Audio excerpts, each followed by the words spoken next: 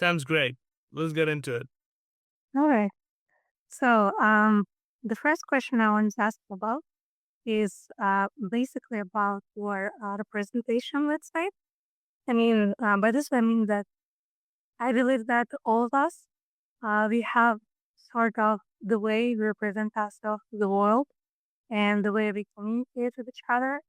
And even though, of course, we are our natural selves, but at the same time, I think people work hard on their representation in a way like we are our own projects. So I would like to ask, what is the key of your representation? Let's say if you are your own project, like Trick Pallagi project, so how would you describe it? Well, I try to create something that's fun, authentic, and usually like coming from the soul and the heart of the energy that I'm trying to embody. And the presentation is just as much of an equivalent good as the real good. All right. So if you have a real good thing, you're gonna want to present it the real good way. And I think you just gotta put all of it together. So it's just some people view it as an origami experience, as in like you gotta fold the pieces together so it like creates like the perfect presentation. And some people view it as a rock concert, and it's just very, very, very different than the origami, but much more impactful perhaps if you want to leave lasting memory for someone. A rock concert can do you amazing things with that. And it all depends on what you're gonna want to be going for. So yeah, you gotta choose your, well, some people say you gotta choose your style. I say you gotta choose your flavor. So style is something that is like you develop. Flavor is something that you want to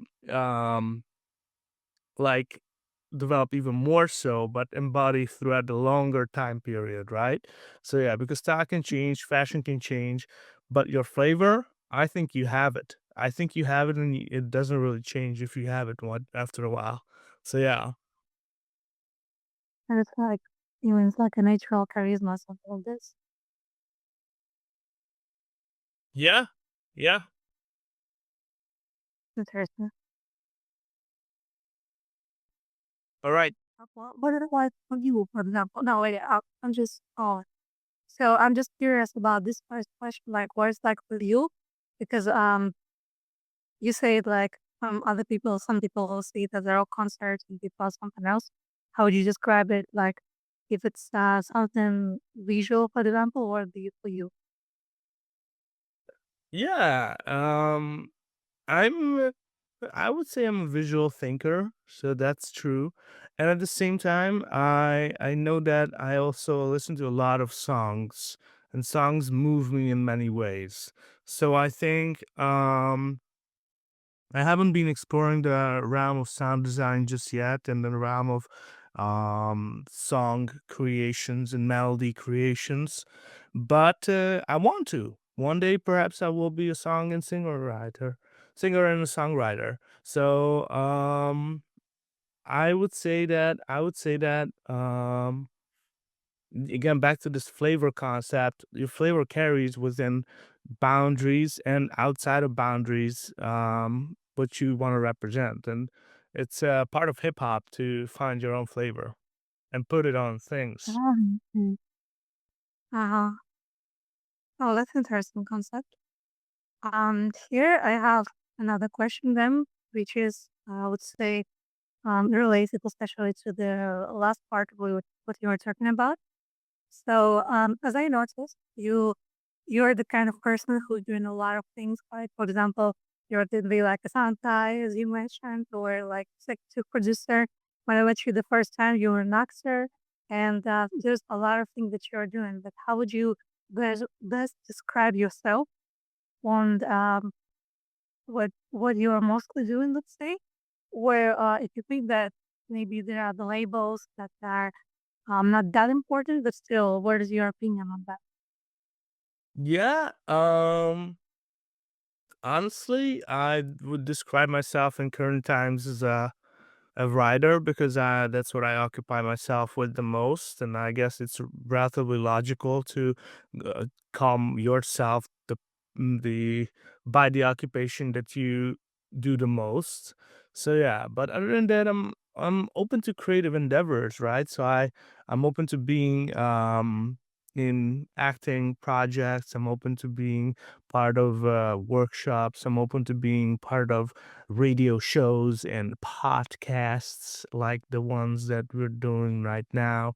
And I'm also open to um, like animate and then try to create an animation. I have an animation on YouTube that was seen by about like 20,000 people, and I did that like 10, 15 years ago, but it's still one of the most heartwarming experiences I've ever done. It's about the creation of the atomic theory, and I animated that in my own. This is one of my first, literally one of my first video projects I ever done, which is about like the creation of the atomic theory and then how that came about and what it means today and what is an atom, and then it's a small piece of building block for everything else, but at the same time, how does it look like and all this? So, and I was just such a rewarding experience to try to jump into the producing role, jump into the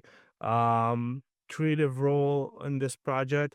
So, I love executive producing as well and producing. If that is a opportunity I can get my hands on, I love doing that as well. But other than that, I would call myself a writer and an author. I see.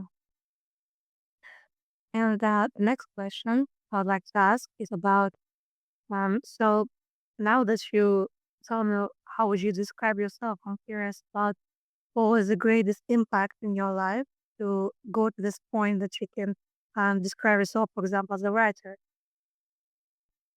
Like we can request maybe on the child Patrick or something. Like what made the greatest impact on you? Yeah, honestly, very good question. So, what made I also believe that I occupy myself with software development, but I don't call myself often a software developer on podcasts and these shows because like software development is so ubiquitous and everybody does that now. I think it's like natural for people to develop software, right? So, but I make note of this as well because I am focused on things that can impact people, and then not just one person but hopefully a larger group of people. And I believe the most impactful things that can be on this planet are either computer code or stories to tell, right? And then these have a scalable nature, and I believe that the computer code and the stories to tell are perhaps equally important. And yeah, but the larger or like the younger influence I had, I think, comes from like the idea of mm, I think I maybe religion, maybe like a personal family history. Um but I'm very inclined to the idea of leaving a legacy behind or leaving something that is in stone. Mm, and it comes from the idea that, if you have the chance, back in the day, people didn't have the utmost technology to leave a legacy behind for the future generations. Therefore, they couldn't create generational wealth. And I think generational wealth doesn't include only real money, it also includes cultural inheritance and cultural heritage. And I think that's the way to go. So I try to create like little stories that may be impactful for a little grandchildren of mine, perhaps one day. And that's the mindset I put myself into. There's like how could this relate to person in 2090 or 2095, right? So it's almost like 100 years later. And I'm like really fascinated by that concept that you're focused on the future. And even from a young age, I was like, whoa, when I grow up, or what do I happens to this and this and this, and then now that I'm a grown up, I'm focused on like what happens to the next generation and how can I contribute to their well being. I see. That's a very long lasting plans. And speaking about long lasting, the next question is about what are your long term and short term goals? Well, short term, I want to finish my novel, which is a sci-fi novel I call Shieldmaker for this year, and this is something I want to really do.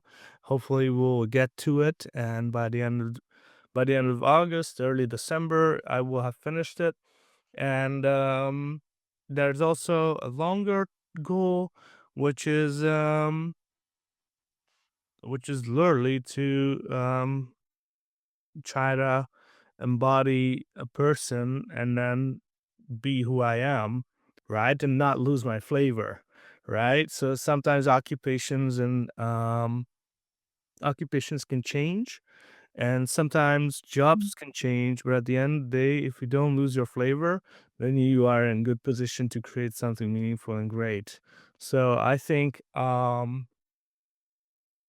that's the longer goal, to not lose the flavor and have the opportunity to keep being creative and keep working on great stuff. I think that's a good goal, yeah. To know exactly where is your path.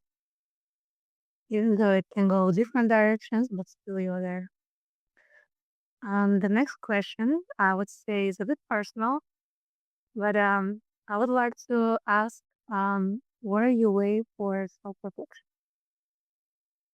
Can you repeat that question, please? So, what is your way to our self reflection? I still don't hear it. Can you repeat it in a slower way, please? All right. The next goal is what is your way to self reflection? Okay, thank you. Self-reflection. Well, I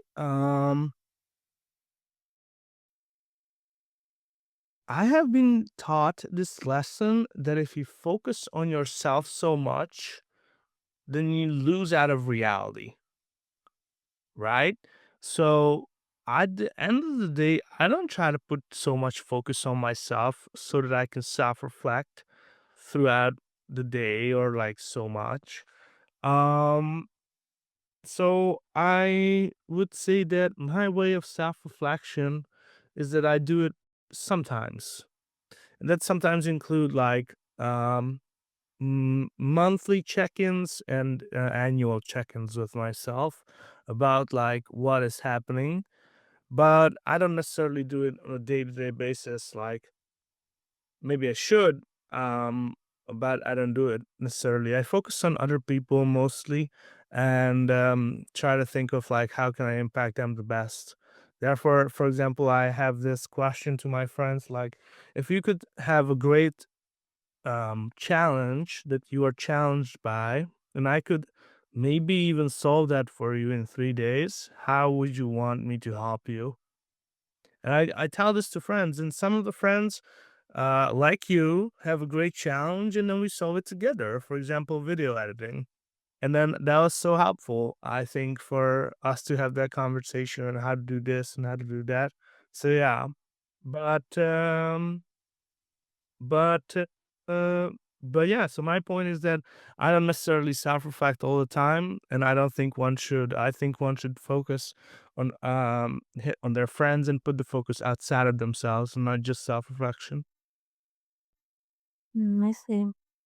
Why not, to be honest? I think it would be very useful to actually, um, maybe not doing a daily self reflection, but still like have it um most of the time. So then you can actually see like where you're going and what's happening. What is Yeah, I mean, right. Maybe you know it best. well, the next question is, I'm curious. So if you could see yourself in, for example, three different environments, like it doesn't have to be exactly location wise, or it can be some location. It can be I don't know, environment like related to a career or just like life goals. What would be this free environment? Yeah, very good question. So, if I could see myself in three different positions, what would it be? Well, I can see myself being in sustainable roles, meaning that I can sustain those occupations for a longer time period. And I think being a writer, who is a writer who has this like niche kind of um action based writing when he's like walking by the river shore in the summer and in the spring, that is me. And I type on my computer, being my phone or my iPad, and I love walking by the river shore and just thinking, not out loud but out loud on paper, and or on the phone. And I love that idea of being a writer. I also love the idea of like being somebody who can understand and appreciate software and computer code, because it helps people. It helps people immensely, and it has a great impact on humanity. And I also, for the third one, I can see myself being somebody who makes cakes for birthdays. Not for a profession, but, like, I would be a cake maker. I could see myself being, like, a great, like, chef, hobby chef or somebody, and just like, "Yeah, I will do something great for your birthday." Next thing you know, boom, I made this for you. So, yeah, a cake maker. I remember that.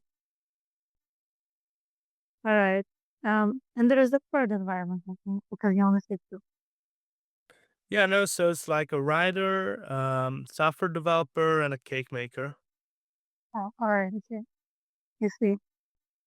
And then I would like to ask you what would be the most important thing in life to do? I mean, by that I mean, I mean, we all have one life. And for example, if there is one thing that you need to do in your life, so then you can think like, okay, it was worth it. Now I can die, let's say. I mean, you don't have to like, and that at least when you're away old and you sit on your couch and you think, yeah, that's at least I did that. So what would be best thing?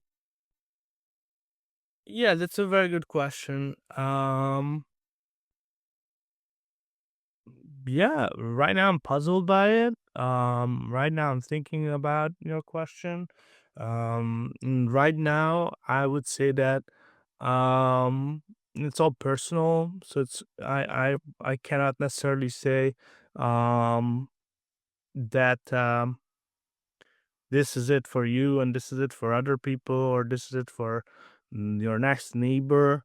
But I think it's all a personal journey and growth journey that we're on. And the question is like, what if I have already done it?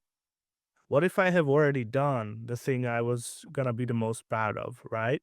Even though we're both in our early, or not early, but in our 20s, and maybe we have already done the proudest achievements of our lives. And then how can you grapple the reality that, you know, the brightest days have been done, the brightest days have Mm, passed their times, right? So yeah, and I'm like, I think that's a wonderful concept if you live like that, knowing that if the brightest things that you have done are already behind you, and you're still happy, knowing that you made the greatest contribution you could have ever done, then and you're still happy, then that's a great place to be. At the other side of the table, if you haven't done your greatest contribution to what you are aiming for, then be somebody who does it. Be somebody who does it. So yeah. So it's my personal contributions, I think, will come in the reality of health, reality of business, and perhaps the reality of writing. So these are the three things I would say that I perhaps can see myself being impactful. And but it's a very good question, so I like it. Thank you for asking that. Yeah, I mean, in this case, the question was like, in a way that what would be the thing that, yeah, when you become old, you don't regret that you just wasted your life, let's say. So is it something you achieved and you think like, yes, this is what I was living for, let's say. I mean, of course, it is a hard question, but